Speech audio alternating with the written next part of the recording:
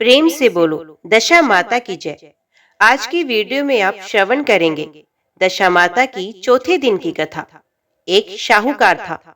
उसके परिवार में 5 पुत्र, उनकी बहुएं तथा एक पुत्री थी। पुत्री का विवाह हो चुका था, परंतु उसका गोना नहीं हुआ था। इस कारण वे भी अपने माता पिता के घर में रह रही थी। एक दिन शाहूकार की पत्नी दशा माता का डोरा ले रही थी। उसकी बहुओं ने भी डोरे लिए। बहुओं ने अपने सास से पूछा कि क्या ननद के लिए भी डोरा लेना है। सास ने कहा हाँ। इस पर बहुओं ने कहा कि उनकी तो विदाई होने वाली है, यदि व्रत से पहले ही विदा हो गई तब क्या होगा। सास ने उत्तर दिया, मैं व्रत का सारा सामान साथ में रख दूंगी, वे अपने ससुराल में पूजा कर लेगी। ऐसा ही हुआ।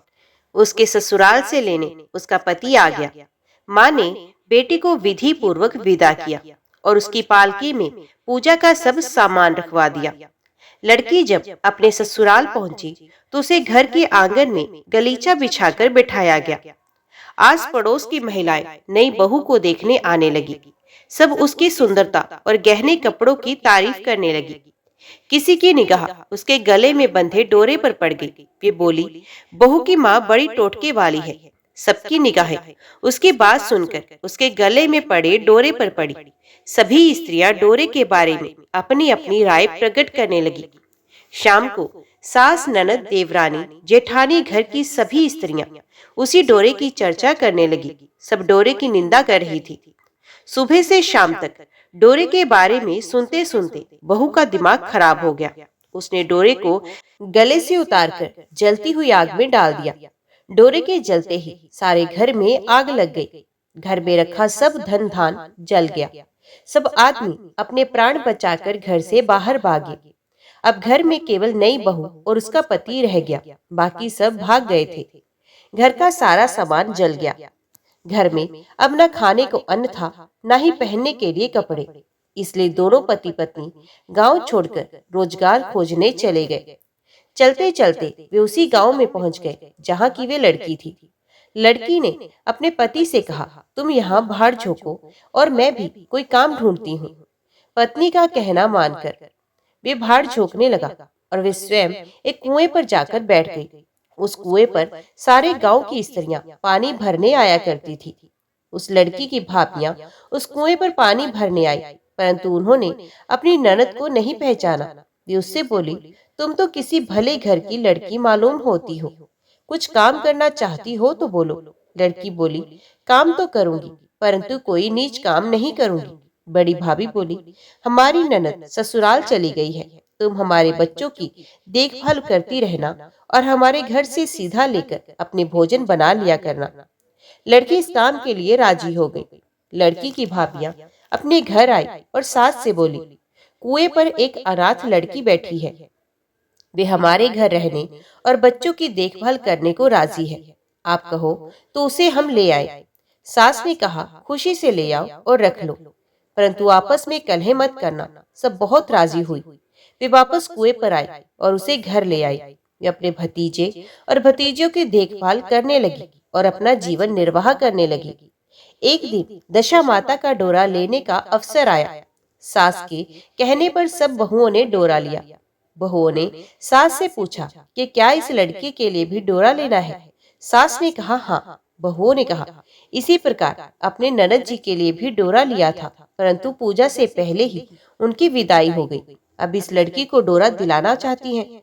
यदि ये पूजा से पहले चली गई तो क्या होगा। सास बोली, तुम्हारी ननद ने अपने घर जाकर पूजा की होगी। ये लड़की पूजा होने तक इसी घर में रहेगी तो अपने आप पूजा में शामिल हो जाएगी, और यदि ये कहीं चली गई तो वे पर ही पूजा कर लेगी। सर्वसम्मति से लड़की ने भी दशा माता का डोरा ले लिया। 9 दिन तक वे दशा माता की कहानी तथा व्रत पूजन में शामिल होती रही। 10वें दिन लड़की की माता व बहुओं ने सर से स्नान किया और घर में चौका लगाया तथा पूजन की तैयारी करने लगी। लड़की बहुओं से बोली, यदि कोई पुराना कपड़ा मिल जाए तो मैं भी स्नान कर लूं। बहुओं ने अपनी सास से पूछकर अपनी ननद की साड़ी उस लड़की को दे दी। अपनी पुरानी साड़ी लेकर वे स्नान करने गई। उसने सर से स्नान करके साड़ी पहनी और घर आ गई।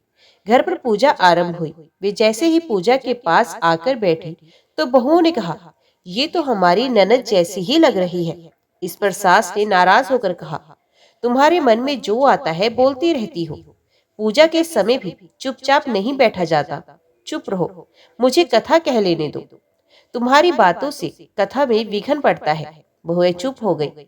घर की सब स्त्रियों ने पारण किया, लड़की ने भी पारण किया। इसके बाद स्त्रियां एक दूसरे का सर गूंथने लगी। एक ने लड़की का सर गूंथना शुरू किया।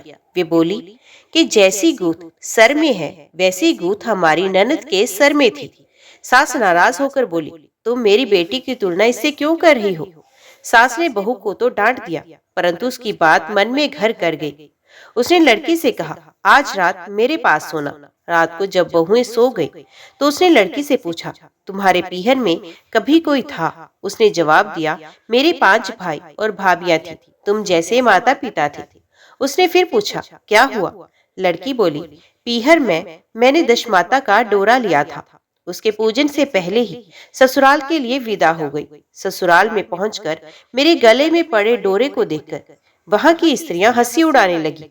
तब मैंने उस डोरे को आग में डाल दिया। उस डोरे के साथ सारा घर जलकर भस्म हो गया। सब लोग भाग गए। हम दोनों भागकर इस गांव में आ गए हैं।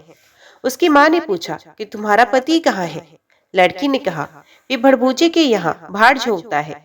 दशा माता के प्रकोप से हमारी ये हालत हुई है। वे समझ गए कि ये लड़की कोई और नहीं, उसकी बेटी ही है। तब उसने अपने 5 बेटों को बुलाकर कहा कि ये तुम्हारी छोटी बहन ही है। सवेरा होते ही माता के कहने पर 5 भाई भड़भूजे के यहाँ से अपने बहनोई को लेकर आए। उन्होंने उसको स्नान कराया और उत्तम वस्त्र पहनने को दिए। कपड़े पहनकर वे सुंदर शाहूकार दिखाई देने लगा। वे कुछ दिन ससुराल रहकर अपने घर चला गया। घर पहुंचकर उसने देखा कि सब लोग पहले की तरह सुखपूर्वक रह रहे हैं। इसके बाद वे अपने ससुराल आया और अपनी पत्नी को विदा कर घर ले गया। वे अपनी दशा पर विचार करती हुई जा रही थी। मार्ग में एक नदी पड़ी। उस नदी में स्नान करके अप्सराएं दशा माता का डोरा ले रही थी। उनके पास एक डोरा बच गया था। वे अप्सराएं बोली, यदि इस डोली में कोई उच्च वर्ग की स्त्री हो तो उसे ये डोरा दे दे। उन्होंने डोली के पास जाकर पता किया तो वे डोरा उस लड़की को दे दिया। जब लड़की अपने ससुराल पहुंची तो सास थाल सजाए, ननद कलश लिए और देवरानी जेठानी अन्य मांगलिक वस्तुएं लिए उसका स्वागत करने के लिए खड़ी थी। नेक दस्तूर हो जाने के बाद लड़की को आसन पर बिठाया गया। आसन पर बैठने के बाद लड़की ने कहा, आप लोगों ने पहली बार दशा माता के डोरे के लिए अपशब्द कहे थे, जिसका फल ये हुआ कि घर के सब लोग बिछुड़ गए तथा घर का धन धान्य जलकर स्वाहा हो गया। बड़ी मुसीबतें उठाने के बाद अब अच्छे दिन आए हैं। आप में से कोई भी अब मेरे दशा माता के डोरे की निंदा करने की भूल ना करे। जब मेरा व्रत हो तब सब श्रद्धा पूर्वक पूजा करे। सबने खुशी खुशी उसकी बात मान ली। 9 दिन तक व्रत चलता रहा। 10वें दिन विधि पूर्वक डोरे की पूजा की गई। 7 सुहागनियों को न्योता दिया गया। उनका श्रृंगार करके आंचल भरा गया। इस प्रकार दशा माता को पूजन समाप्त हुआ। जिस प्रकार दशा माता ने उस लड़की के दिन फेरे, वैसे ही वे सब पर दया करे। बोलो दशा माता की जय। अब सुनिए दशा माता और दयाड़ा बाबजी की कथा। एक ब्राह्मण नित्य भिक्षा मांगकर जीवन यापन करता था। उसकी आजीविका का एकमात्र यही साधन था। वे एक गांव जाता तब भी एक सेर बाजरी लाता और 4 गांव जाता तब भी एक सेर बाजरी लाता। ऐसे करते करते बहुत समय गुजर गया।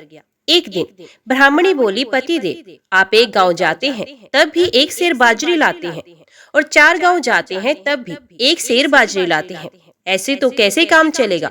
अब बच्चे भी बड़े हो रहे हैं, आप थोड़ा आगे और क्यों नहीं जाते जिससे कोई नई चीज मिले। ब्राह्मण को पत्नी की बात सही लगी। दूसरे दिन जल्दी उठकर पत्नी ने खाना बनाकर साथ बांध दिया। ब्राह्मण जल्दी सुबह उठकर निकल गया। ब्राह्मण चलता गया, चलते चलते जंगल आ गया। उसे कुछ नहीं मिला। वे एक मंदिर में पीपल के पेड़ के नीचे बैठ गया। खाना खाया। वे माता जी और दयाड़ा बावड़ी चौपड़ पासा खेल रहे थे। माता जी ने कहा, हमारी जीत हार की साख कौन भरेगा? तो दयाड़ा बावजी ने पूछा, ब्राह्मण हमारी जीत हार की साख भरेगा क्या? तो ब्राह्मण ने हाँ भर दी और खेल देखने लगा। उसने सोचा, माता जी तो इतने सारे गहने पहनी हुई हैं, कुछ ना कुछ तो अवश्य देंगी, मुझे माता जी को ही जिताना चाहिए। और ब्राह्मण ने कहा, माता जी जीती हैं। माता जी ने प्रसन्न होकर ब्राह्मण को सोने की मुंदड़ी दे दी। ब्राह्मण ने सोचा, अब तो घर जाना चाहिए, समय भी बहुत हो गया है। ब्राह्मण घर जाने लगा। रास्ते में उसे प्यास लगी। वे एक बावड़ी के पास रुका, मुंदड़ी वहीं रखकर पानी पीने लगा। पानी पीकर देखा तो मुंदड़ी नहीं थी, क्योंकि एक मछली मुंदड़ी निगल गई थी। ब्राह्मण चिंता करने लगा, उदास मन से घर आ गया। आते ही पत्नी ने पूछा, क्या लाए हो? तो ब्राह्मण ने ना में गर्दन हिला दी। ब्राह्मणी ने कहा, चिंता मत करो, कल फिर जाना, कुछ न कुछ तो अवश्य मिलेगा। ब्राह्मणी जल्दी उठी और ब्राह्मण के लिए पूड़ी बनाकर बांध दी। ब्राह्मण उसी मंदिर में गया, पीपल के पेड़ के नीचे बैठा, पूड़ी खाई। वे माता जी और दयाड़ा बाबजी चौपड़ पासा खेल रहे थे। माता जी ने कहा, हमारी जीत हार की साख कौन भरेगा? तो दयाड़ा बाबजी ने पूछा, ब्राह्मण हमारी जीत हार की साख भरेगा क्या? तो ब्राह्मण ने फिर से हाँ कर दी और वो खेल देखने लगा। उसने सोचा, माता जी ने कल अंगूठी दी थी तो खो गई, पर माता जी आज भी कुछ तो देंगी, मुझे माता जी को ही जिताना चाहिए। और ब्राह्मण ने कहा, माता जी ही जीती हैं। माता जी ने प्रसन्न होकर ब्राह्मण को हीरे से जड़ित कंगन दिए। ब्राह्मण ने सोचा, आज तो मैं रास्ते में कहीं नहीं रुकूंगा, सीधा घर ही जाऊंगा। ब्राह्मण घर पहुंचा। ब्राह्मणी पानी लेने गई हुई थी। ब्राह्मण ने कंगन चूल्हे के पीछे रखे और बाहर चौपाल पर चला गया। इतने में एक पड़ोसन चूल्हे की आग लेने आई। उसने देखा घर में कोई नहीं। वे चूल्हे के पीछे रखे कंगन भी ले गई। ब्राह्मणी पानी लेकर आए ब्राह्मण भी आ गया। ब्राह्मणी बोली, क्या लाए पतिदेव? पति ने चूल्हे के पीछे देखा तो कुछ नहीं था। उसने सोचा, आज कंगन कहाँ चले गए? उसने ब्राह्मणी को मना कर दिया। ब्राह्मणी नाराज हुई। पहले एक सेर बाजरी तो लाते थे, अब तो कुछ नहीं ला रहे। अब मैं क्या करूं? कल और जाना, कुछ तो मिलेगा। ब्राह्मणी ने पड़ोसन से उधार आटा लाकर तीसरे दिन भी ब्राह्मण के लिए पूड़ी बना दी।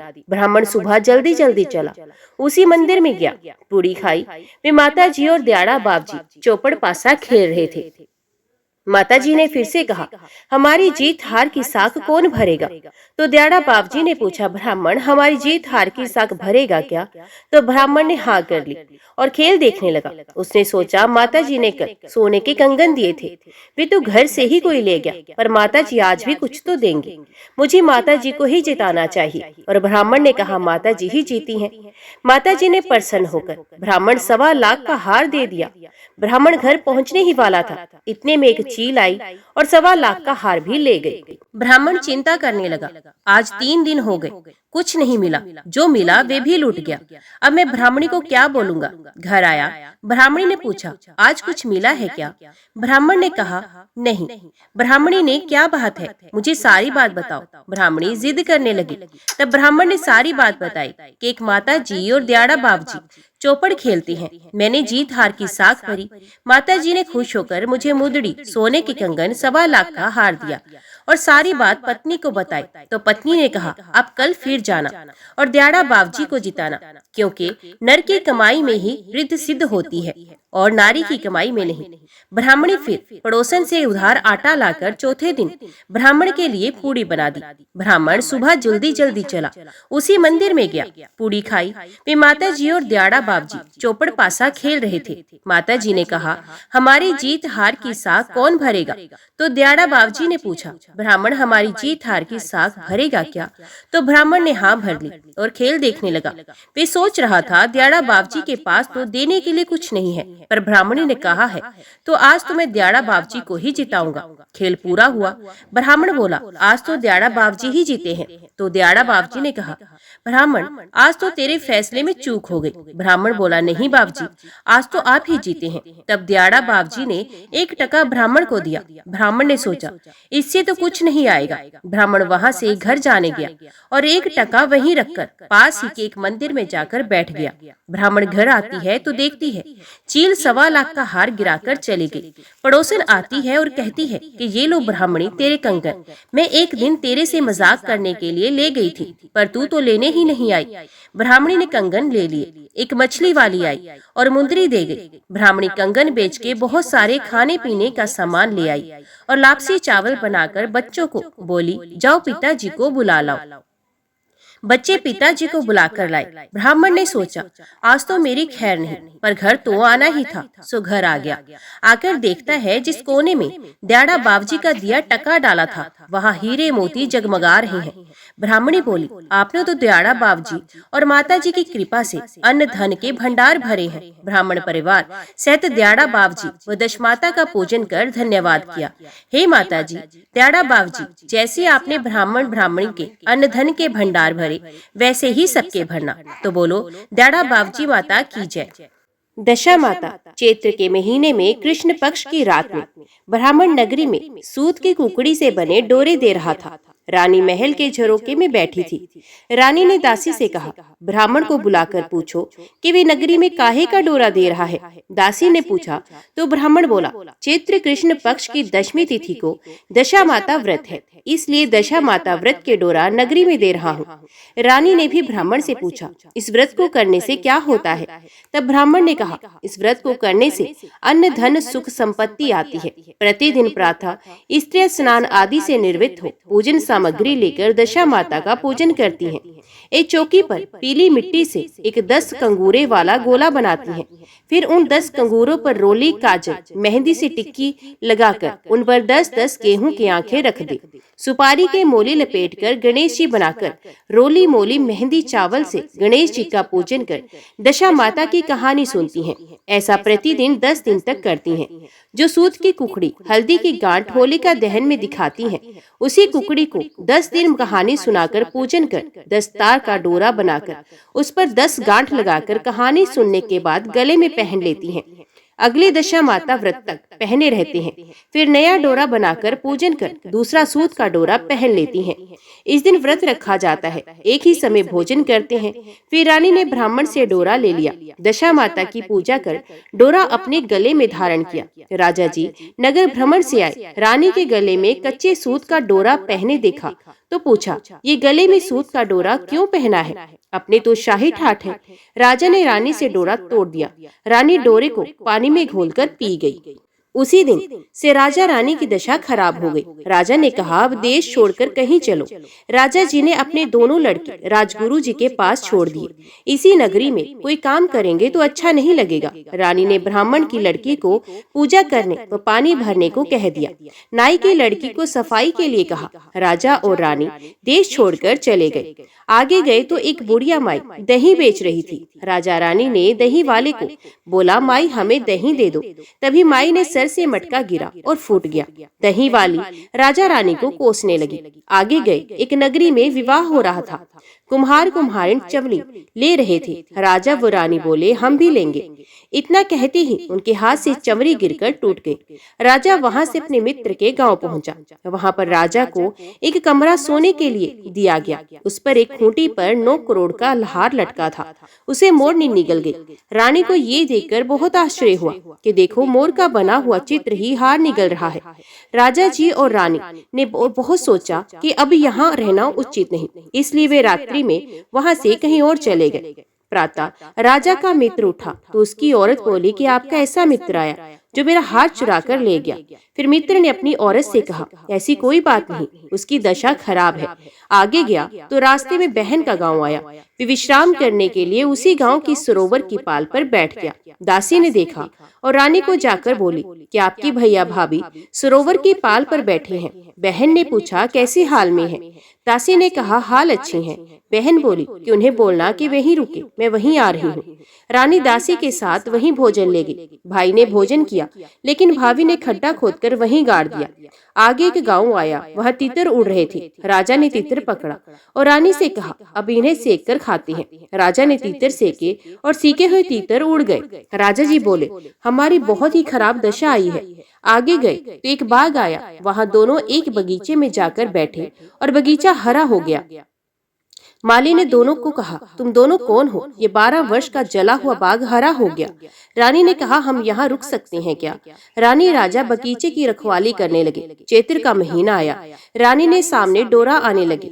रानी ने राजा जी से कहा, दशा माता के डोरे आ रहे हैं, ले लूं क्या?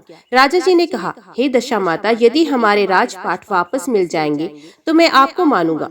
रानी ने विधि विधान से पूजा अर्चना कर कहानी सुनकर दशा माता का डोरा पहन लिया। दशा माता की कृपा से पास के नगर में एक राजा की राजकुमारी का स्वयंवर था। माली को फूल लेकर जाना था। उसने राजा जी को भी अपने साथ लिया। अब जब माली के साथ फूल लेकर स्वयंवर में गए तो राजकुमारी ने उन्हें माला पहना दी। आसपास के राजाओं ने बहुत विरोध किया। माली के साथ आए हुए को गोबर के परिंदे में चुनवा दिया। तब भी राजकुमारी ने उन्हें ही माला पहनाई। फिर राजकुमारी के पिता ने 2 घोड़े मंगवाए, भोटी तलवार दे दी और काट खाने वाला घोड़ा दे दिया। राजा जी के पीछे पीछे चल पड़ा। काट खानी तलवार तीखी हो गई और काट खन्या घोड़ा सही हो गया। राजा जी ने शेर का शिकार कर लिया। राजकुमारी के पिता ने गाजेबाजी से बहुत सारी धन दौलत देकर विदा किया। राजा जी ने बताया कि मेरी एक और रानी है, उसको साथ लेकर चलेंगे। राजा जी दोनों रानियों के साथ गाजेबाजी से चले तो दही बेचने वाली मिली। राजा जी से बोली, दही ले लो। राजा जी बोले, हम वही हैं जब हमारी दशा खराब थी, लेकिन अब हमारी दशा अच्छी हो गई है। दही वाली को बहुत सारा धन दे दिया। आगे गई कुम्हार का घर आया। वहाँ कुम्हार चमरी लेकर जा रहा था। राजा रानी गई। जैसे ही टूटा हुआ कलश वापस जुड़ गया। तब कुम्हार बोला, थोड़े दिन पहले एक राजा रानी आए थे, चमरी टूट गई। तब राजा बोला, पहले भी हम ही थे, तब हमारी दशा खराब थी, अब हमारी दशा अच्छी हो गई है। आगे चला तो मित्र का गांव आया। राजा बोले, हम उसी कमरे में ठहरेंगे जहाँ पहले ठहरे थे। उसी कमरे में ठहरे और आधी रात को मोरनी ने हार उगलने लगी तो रानी ने कहा, अपने मित्र को बुलाकर लाओ। मित्र ने देखा और अपनी पत्नी की तरफ से माफी मांगी और कहा, औरत की बात पर मत जाए। आगे जाकर देखा तो बहन का गांव आया। दासी पानी भरने आई और देखा और रानी को जाकर कहा, आपके भैया भाभी आए हैं, उनकी हालत भी अच्छी है। तब बहन वहां आई और बोली, भाभी घर चलो। तो भाभी बोली, नहीं बाई जी, हम तो आपके घर नहीं चलेंगे, आपको शर्म आएगी। भाभी ने खड्डा खोदा तो वहां सोने के चक्र निकले। बहन ने भाई की आरती उतारी। भाई ने सोने के चक्र बहन को दिए और अपने नगर में आए तो वहाँ की प्रजा अत्यंत प्रसन्न हो गई और सारे गांव ने राजा रानी का स्वागत किया। राजा जी के आते ही हवेली के कंगूरे सीधे होने लगे तो राजा जी ने कहा कि हे दशा माता, पूरे कंगूरे सीधे मत होए। मुझे भी याद रहेगा कि हमारी दशा भी खराब आई थी और हवेली में पहले जैसे ठाठ हो गए। राजा जी ने नाई और ब्राह्मण की लड़की का धूमधाम से विवाह कर दिया।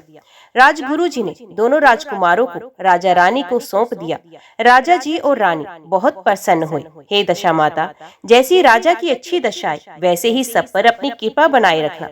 बोलो दशा माता की जय। अभी श्रवण कीजिए विनायक जी की कहानी। ओम गण गणपते नमः। एक दिन विनायक जी राजा के बाग में से गुजर रहे थे। उनसे गलती से एक फूल टूट गया।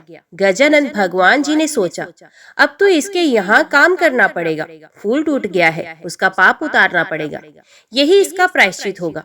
विनायक जी भगवान छोटे बच्चे का रूप धारण करके और राजा के घर में नौकरी करने लगे। एक समय रानी जी शौच क्रिया से निर्वृत्त हो हाथ चूल्हे की राख से धोने लगी। विनायक जी ने देखा तो राख धुला दी व रेत से हाथ धुला दिए। तो रानी गुस्सा हो राजा से बोली, राजा जी, आप तो ऐसा नौकर लाए हो जो हर काम में टांग अड़ाता है। राजा ने डांटा तो बालक बोला, अशुद्ध हाथ भी कभी चूल्हे की राख से धोते हैं क्या? राख में लक्ष्मी होती है। राजा जी बोले, विनायक तेरी बात तो सही है। एक दिन राजा जी बोले, विनायक, रानी जी को पुष्कर स्नान करवा लाओ। दोनों पुष्कर गए तो रानी लोटा लेकर नहाने लगी। विनायक जी ने हाथ पकड़ रानी को डुबकी लगवाकर स्नान कराया। रानी ने महल आकर राजा से शिकायत की कि बढ़िया विनायक लाए हो, जो ये तो मुझे पुष्कर में डुबो देता। राजा उसे डांटने लगे तो विनायक बोला, राजा जी, पुष्कर जाकर तो डुबकी लगानी चाहिए, लोटे लोटे नहाना तो घर पर ही बहुत है। राजा जी बोले, सही बात है। अब कुछ दिन बाद राजा जी ने हवन कराने की सोची। हवन में बैठने के समय विनायक जी को भेजा कि तू रानी को बुला ला। विनायक गया और देखा रानी ने काले नीले वस्त्र पहने हैं। विनायक ने वस्त्र फाड़ दिए। रानी रूठ गई और आई नहीं। राजा बुलाने आए तो रानी बोली, ये विनायक ने मेरे साथ बेहुदा मजाक किया है। राजा ने फटकार लगाई और बोले, क्या कुबुद्धि करी है तूने? तो विनायक बोला, राजा जी, कभी काले नीले कपड़े पहनकर हवन में बैठते हैं क्या? लाल चुंदड़ी पहननी चाहिए, इसलिए मैंने फाड़ दिया। राजा ने विचार किया, बालक छोटा है पर होशियार है, हवन में बैठने लगे तो गणेश स्थापना में देर हो गई। राजा ने कहा, गणेश जी बिठाओ। तब विनायक बोला, राजा जी आंखें बंद करो। इतने में विनायक जी भगवान ने दर्शन दिए और राजा ने खूब अन्न धन लक्ष्मी का भंडार कर दिया। राजा जी बोले, विनायक जी महाराज, हमने इतने दिन आपसे काम करवाया, हमें तो बहुत दोष लगेगा। विनायक जी बोले, राजा जी अब चिंता मत करो, मैं एक बार आपके बाग से गुजर रहा था तो मुझसे एक फूल टूट गया, इसलिए मैंने प्रायश्चित किया। वह राजा रानी को आशीर्वाद देकर वहां से आगे निकल गए। बोलो गणपति भगवान की जय। अभी श्रवण कीजिए गणगौर की कथा। एक बार भगवान शिव जी देवी पार्वती जी सहित भ्रमण को निकले। उन्होंने देखा एक गांव में सुंदर रमणीय स्थल में शिव पार्वती मंदिर है। चैत्र शुक्ल तृतीया के दिन उस मंदिर में पहुंच गए। शिव पार्वती जी के आगमन का समाचार सुनकर समस्त गांव की महिलाएं उनके पूजन करने जाने लगी। दुर्वा, पुष्प, खीर खान के भोजन से मंगल गीत गाकर माँ पार्वती जी से अखंड सौभाग्य का आशीर्वाद लेने लगी। समस्त गांव में ये सूचना फैल गई कि आज चैत्र शुक्ल तृतीया के दिन ईश्वर गणगौर का पूजन करने से अमर सुहाग, अमर पीहर वासा मिलेगा।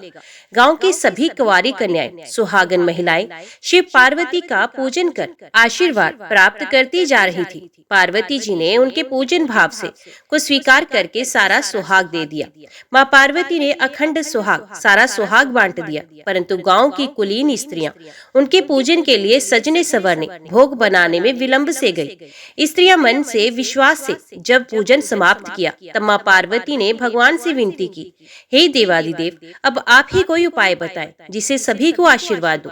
तब भगवान शिव ने कहा, हे देवी, आप तो करुणा की सागर है। तब माँ पार्वती ने अपनी चिटली उंगली से रोली काजल से छींटा दिया और अखंड सौभाग्य का आशीर्वाद दिया। तभी से चैत्र शुक्ल तृतीया को सभी कुंवारी कन्याएं, सुहागन महिलाएं ईश्वर गणगौर का पूजन कर अखंड सौभाग्य का आशीर्वाद प्राप्त करती हैं। तो प्रेम से बोलो शिव पार्वती की जय। आज की वीडियो में इतना ही। उम्मीद करती हूँ वीडियो आपको पसंद आई होगी। वीडियो पसंद आई हो तो वीडियो को लाइक और चैनल को सब्सक्राइब जरूर कीजिएगा। जय माता दी लिखकर कमेंट बॉक्स में अपनी हाजिरी और अपने सुझाव देना ना भूलिएगा। तो मिलते हैं अगली कथा अगली वीडियो के साथ। तब तक के लिए देखते व सुनते रहिए। जय मां कंजक, जय माता दी।